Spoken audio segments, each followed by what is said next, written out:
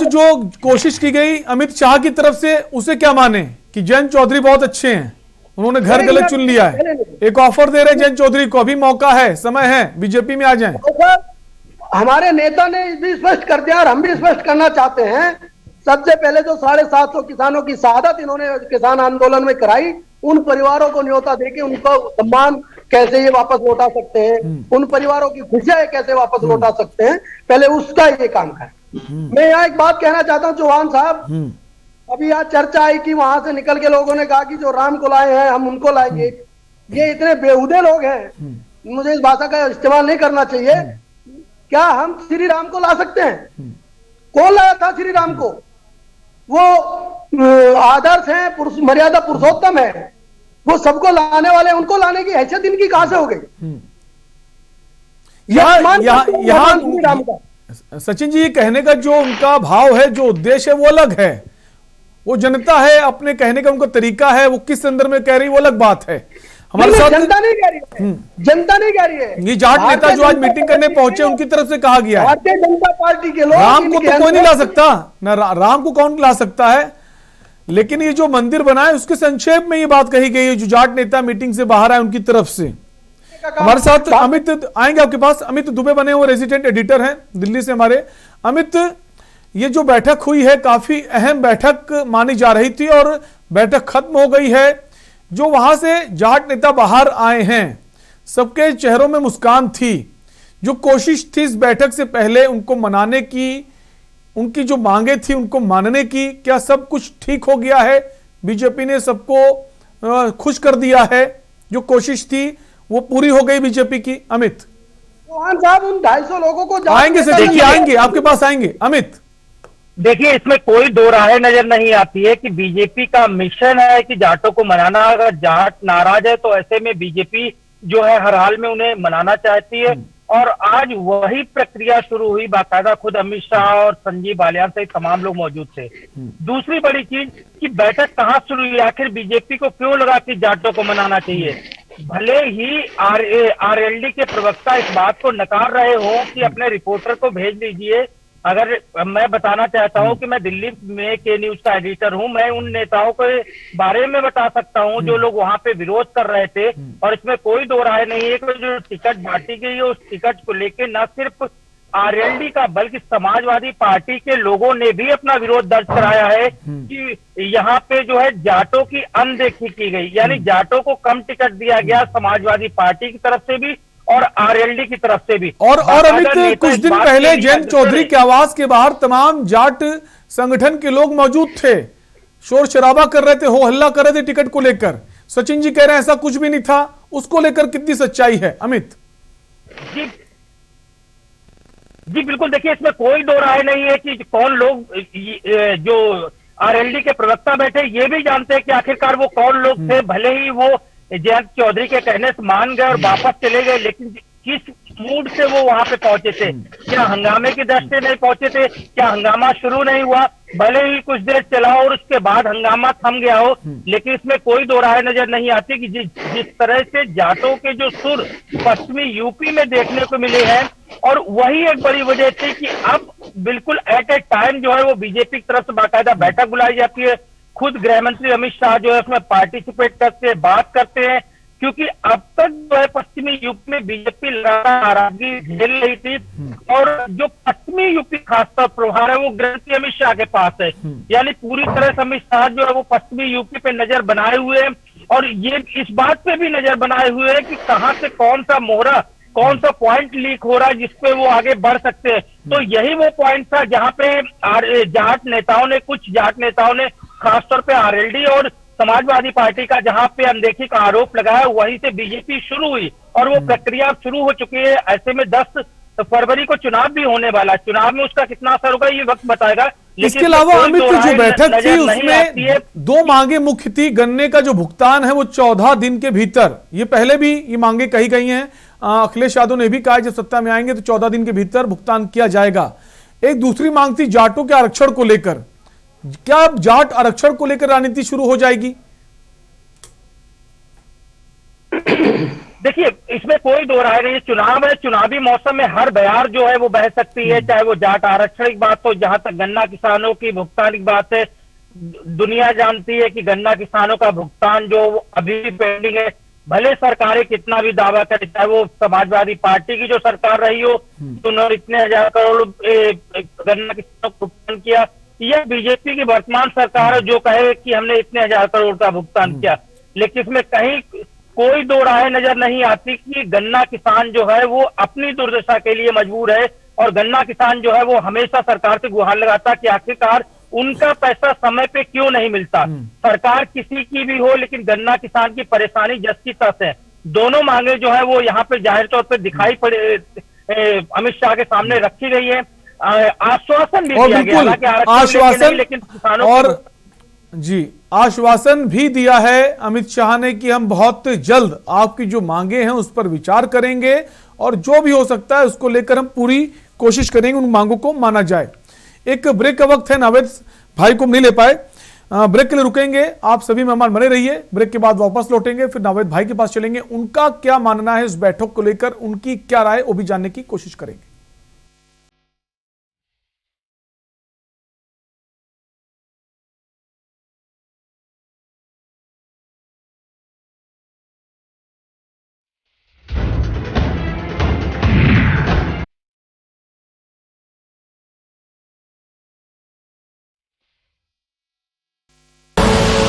आप देख रहे हैं के न्यूज, खबरों का सारथी।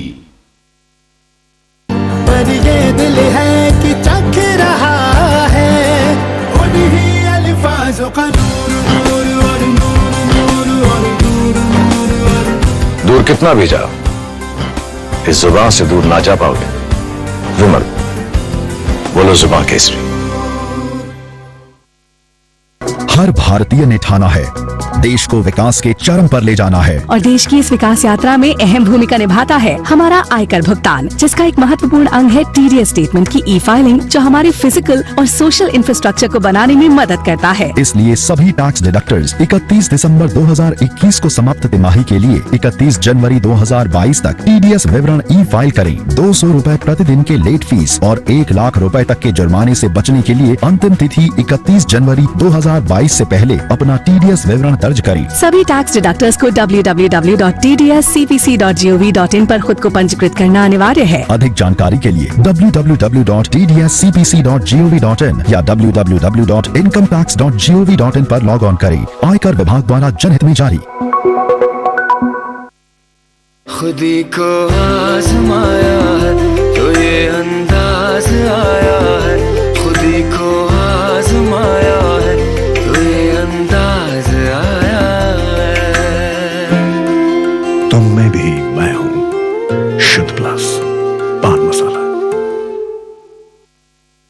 बहुजन समाज पार्टी की राष्ट्रीय अध्यक्ष बहन कुमारी मायावती जी की उत्तर प्रदेश की जनता से अपील है कि वे सामाजिक एवं आर्थिक परिवर्तन के महानायक महात्मा ज्योतिबा फूले, छत्रपति शाहूजी महाराज, नारायण गुरु बाबा साहेब डॉक्टर भीमराव अंबेडकर व मान्यवर श्री कांशीराम जी आदि के सपनों को साकार करने तथा प्रदेश में विकास एवं कानून का राज कायम करने हेतु बीएसपी की सरकार बनाने के लिए पार्टी के सभी विधानसभा प्रत्याशियों को हाथी चुनाव चिन्ह के सामने वाले बटन को दबाकर उन्हें जरूर विजयी बनाएं।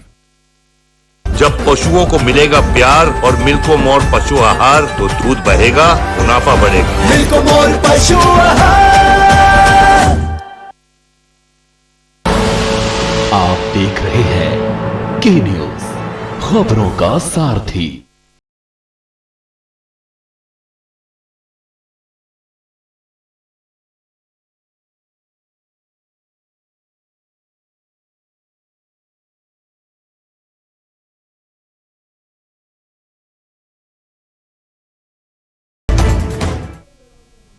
ब्रेक के बाद आपका स्वागत है। आप देख रहे हैं आज का मुद्दा, और हम बात कर रहे हैं पश्चिमी उत्तर प्रदेश की राजनीति की, क्योंकि जो चुनाव इस बार होने, इस बार भी शुरुआत पश्चिमी उत्तर प्रदेश से हो रही। पहले 2 चरण में यहां पे चुनाव होंगे, और आज का दिन काफी खास रहा। आज गृह मंत्री अमित शाह, जिन्हें चाणक्य भी कहा जाता है, उन्होंने एक बड़ी बैठक की जहां पर 250 से ज्यादा की संख्या में जाट नेताओं की भागीदारी रही। इस भागी मीटिंग के बाद तमाम बातें भी सामने आ रही हैं। गृह मंत्री ने इशारों में जयंत चौधरी को ऑफर भी दे दिया है। इन्हीं पर हम चर्चा कर रहे हैं और वापस चर्चा को आगे बढ़ाएंगे। हमारे साथ सैयद कासिम साहब बने हुए वरिष्ठ पत्रकार हैं। सैयद भाई, ब्रेक से पहले आपने सबको सुना और आज जो बैठक हुई है, अगर बात करें पश्चिमी उत्तर प्रदेश की 136 सीटों की, पिछली बार 109 सीटें बीजेपी ने जीती थी, वहीं इन 136 सीटों में 120 सीटें ऐसी जहां पर जाट समुदाय का प्रभाव है, वहीं 30 सीटें ऐसी जहां पर जीत और हार तय होती है। क्या इस बार बीजेपी वो जीत दोहरा पाएगी या फिर जो अस्तित्व की लड़ाई भी सामने आ रही है अपना अस्तित्व बचा पाएगी? क्या राय है सैयद कासिम आपकी? शरण भाई, मैं आपसे आग्रह करूंगा कि प्लीज, मैं चूंकि बहुत लोगों की बातें हैं तो मैं अपनी बातों को 3-2.5 मिनट में कह लूं जी। सबसे पहली चीज, जाटों की मीटिंग, जाट नेताओं को बुलाया गया, जाट नेताओं को दिल्ली में अमित शाह जी ने इकट्ठा किया। देखिए, जाट राजनीति को जो मैंने दिल्ली में रहते हुए, पत्रकारिता करते हुए, बाबा टिकैत को कवर करते हुए मैंने देखा है, और आप भी इस बात को शरण में बखूबी जानते हैं, सारे पैनलिस्ट भी इस बात को मानेंगे कि जाटों के नेता के नाम पर एक नाम आता था, उसका नाम था चौधरी चरण सिंह। उसके बाद जाट में नेता नहीं हुआ। हाँ, जाट बिना खाप के जाट की पहचान नहीं होती।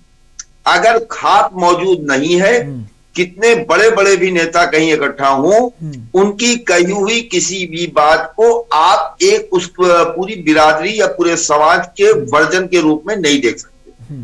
तो आज की बैठक में किस खाप का कौन सा बड़ा पदाधिकारी, किस खाप का कौन सा मुखिया, किस खाप का कौन सा अगुवा मौजूद था, ऐसा मैंने किसी मीडिया रिपोर्ट में नहीं देखा। रही बात की जाटों को इकट्ठा कर लेना, तो देखिए, जाट इकट्ठा करके आप मीडिया के जरिए एक मैसेज जरूर दे सकते हैं। शैलेंद्र भाई उस बहस को बहुत अच्छी तरह से दूध का दूध पानी का पानी करके चला रहे हैं। बाकी चैनलों ने किया कि जाट हुआ इकट्ठा, जाट गया अमित शाह के साथ, जाट को अमित शाह ने किया राम, जाट को अमित शाह ने अपने साथ किया, जाट भारतीय जनता, ऐसी खबरों का प्लांटेशन बहुत अच्छी तरह से हो जाता है। नंबर 1। नंबर 2, हमारे कृष्ण भाई ने बहुत अच्छे तरीके से भारतीय जनता पार्टी का पक्ष रखा। कृष्ण मोहन भाई ने, देखिए, जहां तक बात है राम मंदिर की, जहां तक बात है दंगों के मुकदमों की, तो जिन नेताओं पे भी मुकदमे थे वो नेता आज भारतीय जनता पार्टी में हैं। उनपे से मुकदमे जो हटाए गए वो भारतीय जनता पार्टी में हैं। आम जाट समाज, आम जाट समुदाय, आम जाट नेताओं से इन मुकदमों, इन दंगों की बातों से कोई लेना देना नहीं है। नंबर 3, जहां तक बात राम मंदिर की है, देखिए, राम मंदिर का इशू इतना सेंसिटिव और इतना प्यारा है कि मुझे कहने में कोई हिचक नहीं है, क्योंकि मैं भी अयोध्या जी से आता हूं और हम लोग अयोध्या वासी हैं, तो हम लोग जानते हैं कि राम मंदिर के आंदोलन को कोई कैच कर ले, लेकिन राम मंदिर अगर आज निर्माण हो रहा है, बन रहा है, हमारी भी इच्छा थी बचपन से कि भव्य राम मंदिर का निर्माण हो। वो एक अलग इशू है कि क्या हुआ क्या नहीं हुआ, लेकिन 49 में ताला बंद करके होती हुई नमाज को अगर नेहरू जी ने न बंद कराया होता, 85 में ताला खोल के अगर उसमें पूजा अर्चना राजीव गांधी ने न कराई होती, उसके बाद 91 में आपकी सरकार रहते हुए केंद्र में अगर उस पे फड़वे न चले होते, उसके बाद अगर केंद्र में आपके नरसिम्हा राव की सरकार में बाकायदा समतलीकरण हो के इतना समय दे के उस पर अस्थायी मंदिर का निर्माण न हुआ होता, तो सुप्रीम कोर्ट से यह फैसला ना हुआ होता। ये एक बहुत आराम से बात मैं कह रहा हूं, इसका कोई अन्यथा निकालने की बात नहीं है। शरण भाई, तीसरी बात ये मैं कहूंगा आपसे, देखिए, इस बार भारतीय जनता पार्टी जो इतने प्रचंड बहुमत में आई थी, इसमें बेशक पश्चिमी उत्तर प्रदेश का बहुत बड़ा योगदान था। अगर ये कहते हैं आप कि सिर्फ जाटों का उसमें योगदान था, तो ये हमारी आपकी गलतफहमी है। देखिए, पश्चिमी उत्तर प्रदेश में जितना जाट है उससे थोड़ा कम सैनी है, उससे थोड़ा कम गुजर है, उससे थोड़ा कम अन्य पिछड़ी जातियां हैं। ये सब एक होके एक साथ गए थे, जिसके नतीजे में भारतीय जनता पार्टी ने वहां क्लीन स्वीप किया था और कुछ सीटें समाजवादी पार्टी को और 1-2 सीटें बसपा को मिल गई थी। लेकिन इस बात की स्थिति बदली हुई है। इन सब चीजों का सैयद भाई, ये माने बीजेपी का जो फोकस है वो जाट ठाकुर, गुर्जर, ये जो 3 समुदाय के लोग हैं और इन्हीं समुदाय के बड़े नेता भी हैं। अगर हम हुकुम सिंह की बात करें, वो नहीं रहे, उनकी बेटी मृगांका सिंह हैं। इसके अलावा संगीत सोम, सुरेश राणा, ये तमाम ऐसे बड़े नेता हैं इनकी पार्टी में। संजू बालियान, जो जाट, गुर्जर, ठाकुर, ये तमाम बड़े चेहरे हैं। और बीजेपी कोशिश अगर इनको तीनों को साथ लिया और बाकी जो वोट बैंक थोड़ा थोड़ा मिल गया तो फिर से वो करिश्मा दोहरा सकते हैं। सैयद भाई, मैं यहाँ पे एक बात कहना चाहूंगा शैलेंद्र भाई, कि अगर इसी तरह जैसा आज चुनाव दिखाई दे रहा है, जाट और अखिलेश के कॉम्बिनेशन, भारतीय जनता पार्टी के जाट, गुजर, राजपूत, अदर ओबीसी के कॉम्बिनेशन पे खाली लोगों की नजर अगर बनी रही है ऐसे ही, तो नतीजा आप देखिएगा कि तीसरा वहां फायदा लेने जा रहा है जिसपे किसी की नजर नहीं। जाट से कहीं ज्यादा वोट वहां जाटों का है, बिल्कुल। और बहुजन समाज पार्टी को बिल्कुल भी नकारा नहीं जा सकता। इसके पहले भी मैं वही कह रहा हूं कि जो असली नजर आपकी नहीं, अगर त्रिकोणीय लड़ाई होती है तो मैं और आप बहस करते रह जाएंगे और वहां का नतीजा आपको चौंका देगा, जैसे 2017 से पहले आप चौंकते रहे हैं पश्चिम के नतीजे को देख के। फिर अखिलेश यादव की गलत नीतियों की वजह से, अखिलेश यादव को मुझे कहने में कोई आपत्ति नहीं कि अखिलेश यादव एरोगेंट हो गए। अखिलेश यादव के जो कुछ फैसले वहां हुए हैं पश्चिम में, जिसने वहां की फिजा को, हवा को, वोट के मिजाज को बदला है, चाहे वो इमरान मसूद का प्रकरण रहा हो, चाहे आपका शामली में टिकट नाहिद हसन का काटना फिर वापस देना रहा हो, चाहे हाजी रिजवान का टिकट संभल में बर्क साहब की जिद पे काटना रहा हो, चाहे आजम खान के बेटे का मामला रहा हो, वहां पर इन सब चीजों का बड़ा जबरदस्त रिएक्शन है। हम और आप, ये सच है कि भारतीय जनता पार्टी में उनका संगठन बहुत मजबूत है, लेकिन जाटों में एक खूबी देखी गई है हमेशा। जाट अगर एक बार अपनी जिद पे आ जाता है, चौधरी देवीलाल जी ने एक बार प्रेस कॉन्फ्रेंस में हम लोग थे, उन्होंने कहा था कि जाट मरा तब जानियो जब तेरही हो जाए। मतलब तेरही होने के बाद आप जानिए कि जाट मर गया, वरना विश्वास मत कीजिएगा। लेकिन सैयद भाई ये नहीं कह सकते कि जो 250 जाट हैं यही तय करेंगे जीत हार। आज जो मीटिंग हुई है, सिर्फ ये नहीं कह सकते यही जो लोग पहुंचे थे ये जीत हार तय करेंगे। एक बड़ी आबादी है, एक बड़ा तबका है, सबकी अलग अलग राय है, किसको क्या फायदा पहुंचेगा इस पर हमारी नजर तो बनी रहेगी, देखने वाली बात होगी। वापस लौटेंगे सैयद भाई आपके पास। कृष्ण मोहन, आपसे सवाल है, अब भारतीय जनता पार्टी की जो आज बैठक थी, गृह मंत्री अमित शाह ने बैठक की, तमाम सारे लोग पहुंचे, फिर से 2 मुद्दे उठ रहे हैं, जो गन्ना भुगतान है उसको लेकर और जो जाट आरक्षण का भी नया मुद्दा सामने आ गया है, इसको लेकर बीजेपी क्या करेगी? देखिए, आप देखेंगे गन्ना किसानों की जहां तक बात है तो सपा बसपा सरकारों में 21 चीनी मिलों को बंद किया गया, परंतु बाबा जी की सरकार आते ही, पूज्य योगी आदित्यनाथ की सरकार आते ही 29 चीनी मिलों को चालू करने का काम भारतीय जनता पार्टी ने किया। रही बात गन्ना के भुगतान की, तो उत्तर प्रदेश के इतिहास में सर्वाधिक भुगतान भारतीय जनता पार्टी ने 1,40,000 मोहन जी, इसको लेकर 2 राय बनती है। एक तरफ सरकार बोलती है हमने गन्ना भुगतान सब कर दिया है, उधर किसान बोलते गन्ना भुगतान हुआ नहीं है। आपने भुगतान किया, लेकिन आप ये नहीं कह सकते आपने पूरा भुगतान कर दिया है। मैं आपकी बात पे आता हूं, सही आपने कहा, मैंने 90% भुगतान भारतीय जनता पार्टी ने कर चुकी है। रही बात इस किसान आंदोलन की, तो किसान आंदोलन की ट्रेनिंग मिलती है चौहान साहब इनको। आएंगे सचिन जी, आपके पास भी आएंगे।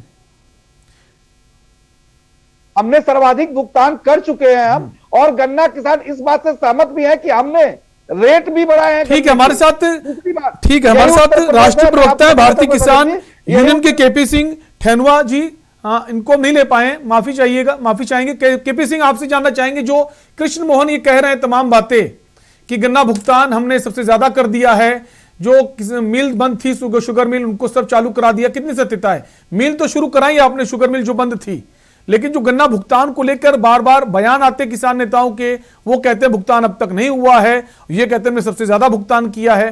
क्या समझे इसे?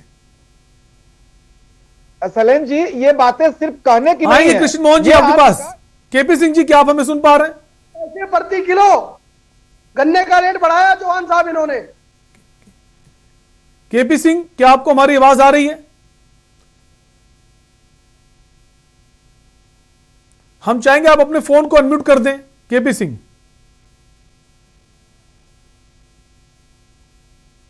हाँ, आवाज आ रही है मेरी? जी, अपनी बात कहिए।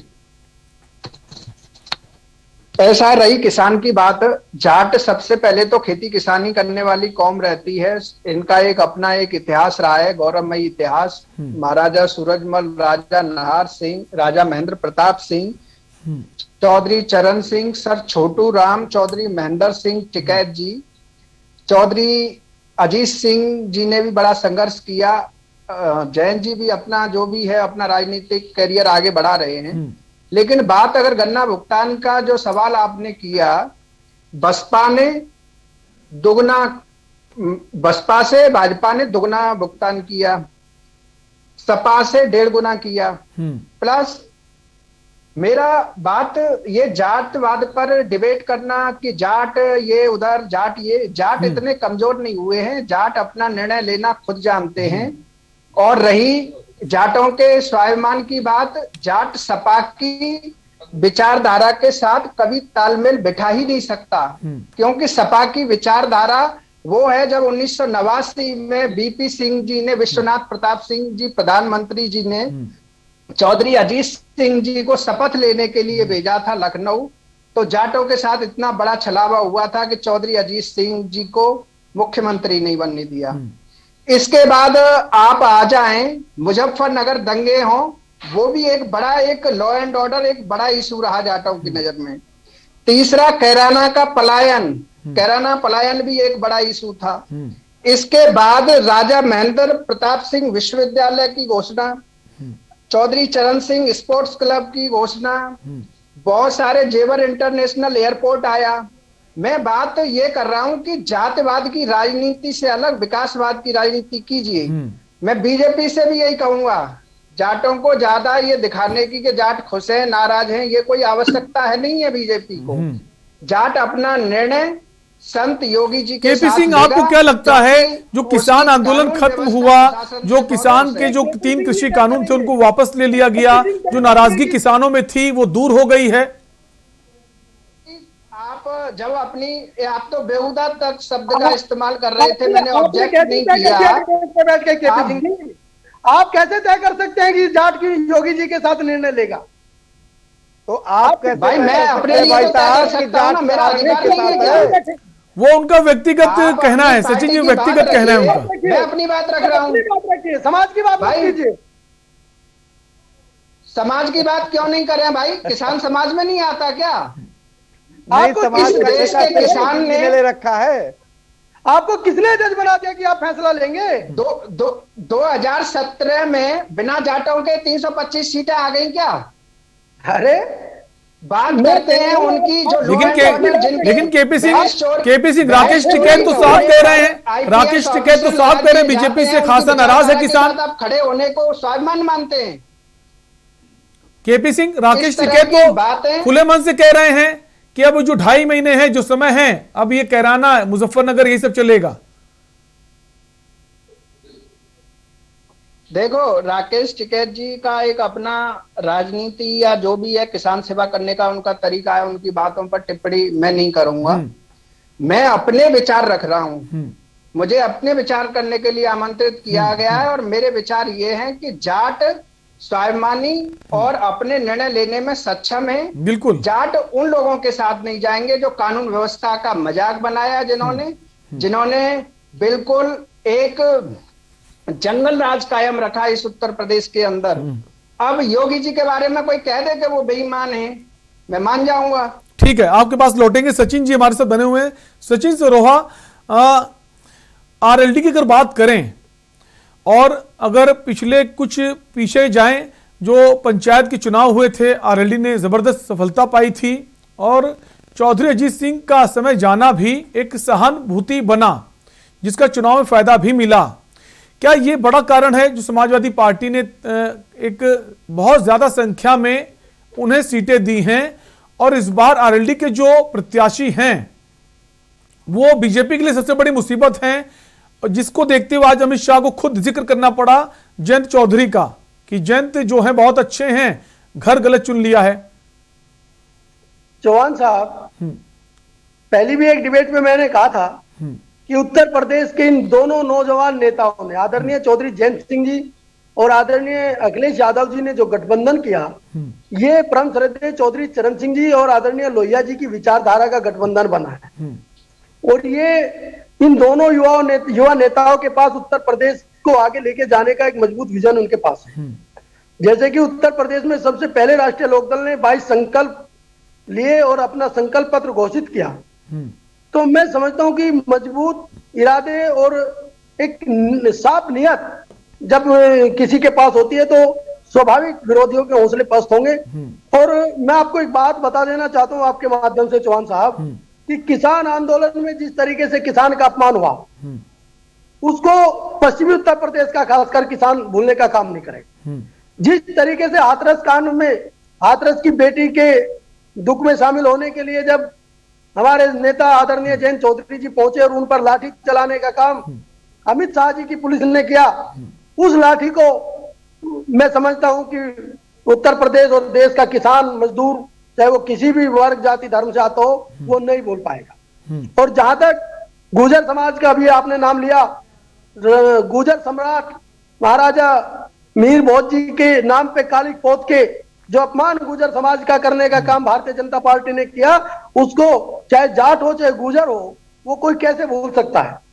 मैं आपके माध्यम से कहना चाहता हूं कि इन लोगों ने सिर्फ चाहे जाट हो, गुर्जर हो, दलित हो, कोई वर्ग ऐसा, ब्राह्मण हो, कोई वर्ग ऐसा इस सरकार ने नहीं छोड़ा जिसका अपमान ना किया हो, जिसको जो पीड़ित ना रहा हो।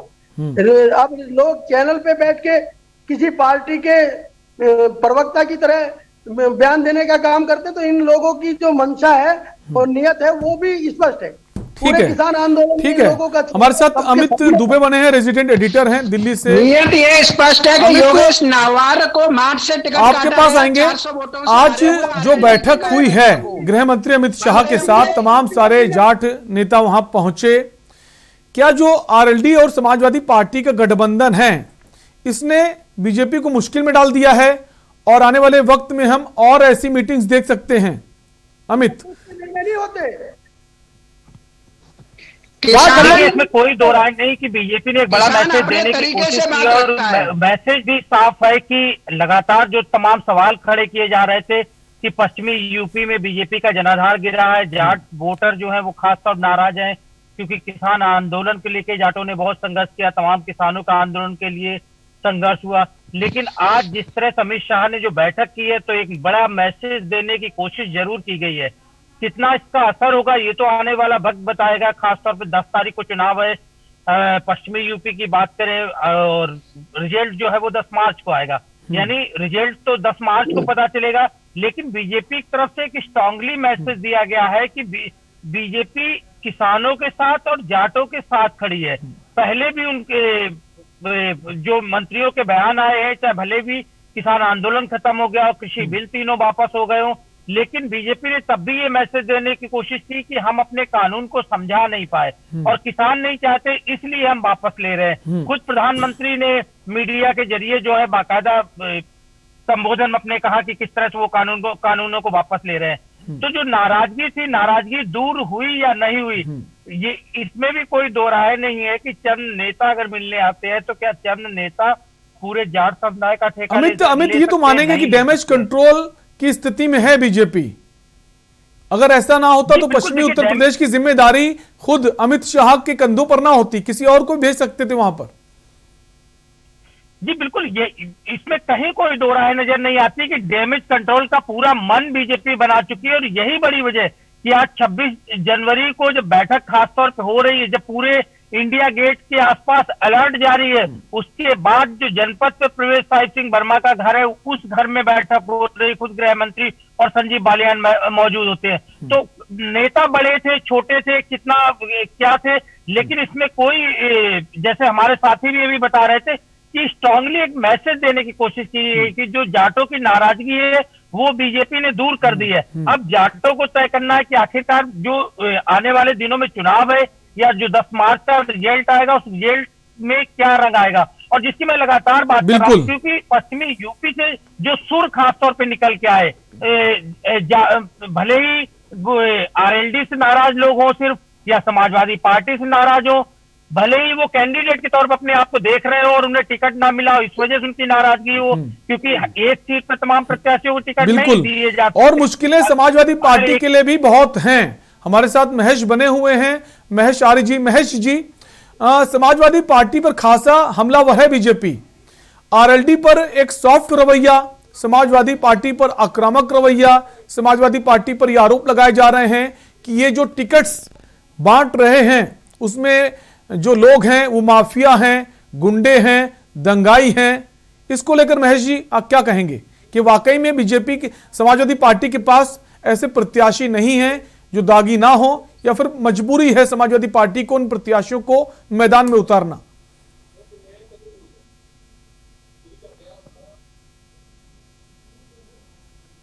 महेश जी, हम चाहेंगे आप अपने फोन को अनम्यूट कर दें ताकि आपकी आवाज हम तक पहुंच पाए।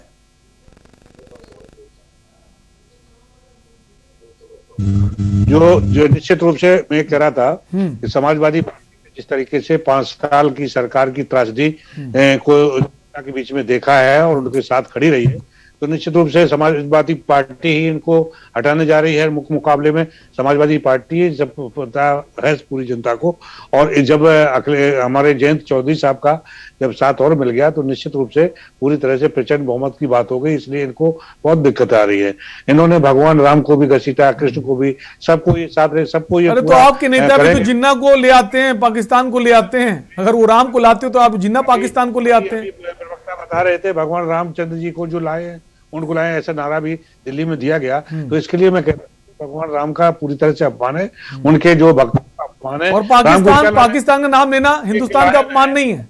एक लाइन है कि कस्तूरी कुंडल बसे मृग ढूंढे बनवाए, ऐसे घटघट राम है दुनिया देखे माए। तो मैं समझता हूँ उनको का दर्शन करने जाएंगे अखिलेश जी, लेकिन ये लाने वाले कौन होते हैं? ये उनको भी लाने जा रहे हैं। तो मैं समझता हूँ दर्शन करने अखिलेश। ठीक है, समय का अभाव है। सैयद भाई हमारे साथ बने हुए, सैयद भाई के पास आएंगे। सैयद भाई, जो पहला चरण और दूसरा चरण है बहुत ज्यादा अहम है। अब बीजेपी की पूरी कोशिश है कि अगर इसको हमने जीत लिया तो आगे की लड़ाई बहुत ज्यादा आसान हो जाएगी। कितनी बड़ी चुनौती है बीजेपी के लिए पश्चिमी उत्तर प्रदेश का चुनाव इस बार, और खासकर जो समाजवादी पार्टी और एलडी का गठबंधन हुआ है वो कितनी बड़ी सिरदर्दी है? देखिए, मैं अमित जी से पहले इस बात से सहमत हूं जो उन्होंने कहा कि एक परसेप्शन देने की कोशिश थी कि Bharatiya Janata party damage control कर रही है और एक मैसेज देने में वो कामयाब हुए। उनके पास सोशल मीडिया बहुत स्ट्रांग है, उनके पास जो आपका मीडिया तंत्र है बहुत मजबूत है। ऐसी स्थिति में वो अगर 150 लोगों को इकट्ठा करके ये कह देते हैं कि जाट समाज हमने इकट्ठा कर लिया, तो ये मैसेज स्प्रेड आउट हो जाता है और वो इसमें कामयाब होते हैं। और उनका पहला मकसद ये है कि ये 10 को जो पहला चुनाव पहले चरण का होगा इसका मैसेज आगे बढ़ेगा, हर तरह से मैसेज आगे जाएगा। वो चाहे ड्यूटी पे लगे हुए कर्मचारी हो या ड्यूटी पे आए हुए पुलिस वाले हो या सीआरपीएफ के लोग हैं, वो वहीं आगे बढ़ते रहते हैं। और इस तरह से प्रचार होता है कि आपके यहाँ क्या चला, हमारे यहाँ पंजा चला, हमारे यहाँ कूद चला, हमारे यहाँ नल चला और हमारे यहाँ हाथी चला, हमारे यहाँ साइकिल चली। तो उस परसेप्शन पे कामयाबी जो होगी उसके लिए ये काम किया गया, नंबर 1। और दूसरी बात ये है कि भारतीय जनता पार्टी को कोई शक नहीं है कि समाजवादी पार्टी आरएलडी के गठबंधन से मुश्किलें बढ़ी हैं, लेकिन समाजवादी पार्टी की, जैसे मैंने अपने पहले सेशन में कहा कि एरोगेंस जो है उनकी, उसकी वजह से टिकट वितरण में उन्होंने कोशिश ये की है कि आरएलडी से भी अपने उम्मीदवार आरएलडी से हम लड़ा दें, हमारा कैंडिडेट हो निशान आरएलडी का हो। उसके मामले की भाई जो सीटें उन्होंने बढ़ाई हैं, ये भी कह सकते हैं जिस तरह से प्रत्याशी उतारे गए हैं समाजवादी पार्टी और आरएलडी के संयुक्त प्रयास से बोल सकते हैं, जो गठबंधन है उसको लेके वो जो समीकरण बनाए गए हैं, किस सीट पर किसको उतारना है, किस जाति का उतारना है, किस वर्ग का उतारना है, उसको कह सकते हैं जो बीजेपी करती थी अब तक उसे इस बार अखिलेश यादव ने फॉलो किया है। देखिए, भारतीय जनता पार्टी दोनों एक पिच पे खेल रहे हैं। जो अभी आप देखेंगे, आप हसनपुर सीट देखिए, हसनपुर से कमाल अख्तर विधायक हुआ करते थे। हसनपुर से कमाल अख्तर का टिकट काट के गुजरों को संतुष्ट और खुश करने के लिए ऐसे गुजर को टिकट दिया गया जिसे मुखिया गुजर कहते हैं लोग। अब सोशल मीडिया जब आप उठाएंगे तो मुखिया गुजर के पोस्टर और उनके पुराने जो त्रिशूल है, उनका भगवा है, इस तरह की चीजें प्रसारित हो रही हैं, उसका नुकसान होता है। समाजवादी पार्टी आरएलडी का गठबंधन मजबूत है, इसमें कोई शक नहीं। समाजवादी पार्टी को पहली बार पश्चिमी उत्तर प्रदेश में बड़ी संख्या में मुस्लिम वोटों का एक बड़ा हिस्सा मिल रहा है, इसमें कोई शक नहीं। समाजवादी आरएलडी गठबंधन के साथ बड़ी संख्या में, लेकिन अब ये देखने वाली बात होगी सैयद भाई की जो बहुजन समाज पार्टी की सुप्रीमो मायावती हैं, उनका भी बड़ा जनाधार पश्चिम उत्तर प्रदेश में रहा है। हालांकि पिछले कई चुनावों से, चाहे लोकसभा का, विधानसभा का, वो करिश्मा नहीं कर पाई, लेकिन क्या समाजवादी पार्टी का खेल वो बिगाड़ सकती हैं, इस पर एक डाउट है। फिलहाल समय का अभाव है। आप सभी मेहमानों का बहुत बहुत शुक्रिया इस चर्चा में शामिल होने के लिए। आज के मुद्दा में बात कर रहे थे जाट नीति को लेकर जो आज बैठक हुई है दिल्ली में। गृह मंत्री अमित शाह ने बैठक की है। 250 से ज्यादा की संख्या में जाट नेता वहां पहुंचे और एक मैसेज देने की कोशिश की गई है बीजेपी की तरफ से कि पश्चिमी उत्तर प्रदेश के जो चुनाव हैं वहां जो जाट हैं वो हमारे साथ हैं। जो किसान आंदोलन हुआ था, जो नाराजगी है वो दूर हो गई है। अब ये कोशिश कितना रंग लाएगी ये देखने वाली बात होगी। और सपा आरएलडी जो मुख्य लड़ाई में हैं वो अपने आप को किस तरह और मजबूत स्थिति में लाते हैं, इस पर भी हमारी नजर बनी रहेगी। फिलहाल के लिए रुकेंगे एक ब्रेक के लिए। ब्रेक के उस पार देखिए हमारा खास कार्यक्रम मंथन हमारे प्रधान संपादक दुर्गेंद्र चौहान जी के साथ।